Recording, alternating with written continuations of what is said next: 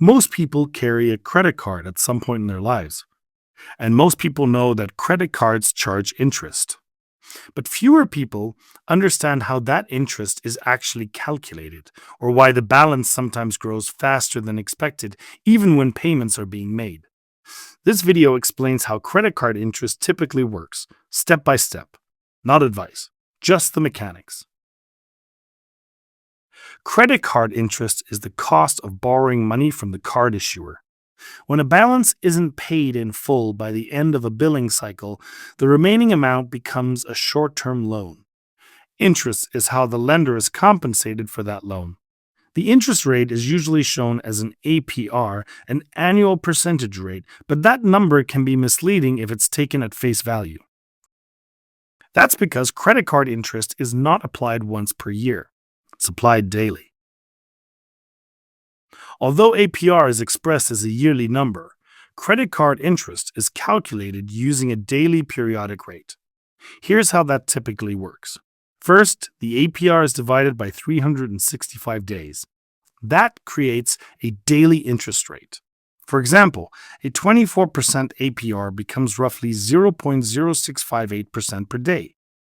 That daily rate is then applied to the balance on the card. Most credit card issuers use what's called the average daily balance method. Each day of the billing cycle, the card issuer records the balance on the account. At the end of the cycle, those daily balances are averaged. Interest is then calculated based on that average amount.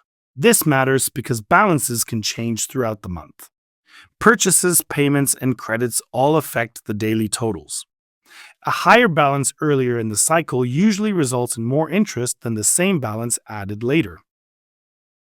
One common point of confusion is why interest can still appear after a payment has been made.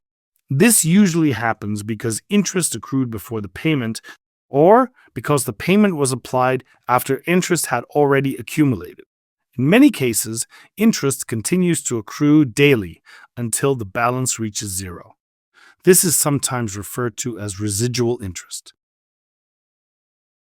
Many credit cards include a grace period. A grace period typically means no interest is charged on new purchases, as long as the full statement balance is paid by the due date. However, grace periods usually disappear once a balance is carried. When that happens, new purchases may begin accruing interest immediately, even before the next statement closes. Minimum payments are designed to keep an account in good standing, not to eliminate interest quickly. They're usually calculated as a small percentage of the balance, plus any interest or fees owed. As a result, much of the payment may go toward interest, while only a small portion reduces the actual balance. This structure allows balances to persist over time. Even when no new purchases are made, interest charges can still fluctuate.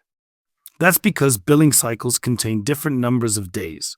Balances may change mid-cycle, and some cards apply multiple interest rates to different types of balances. Small timing differences can affect how much interest accrues in a given month.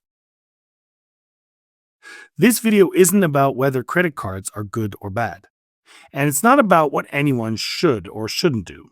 It's simply an explanation of how credit card interest is commonly calculated and why it behaves the way it does.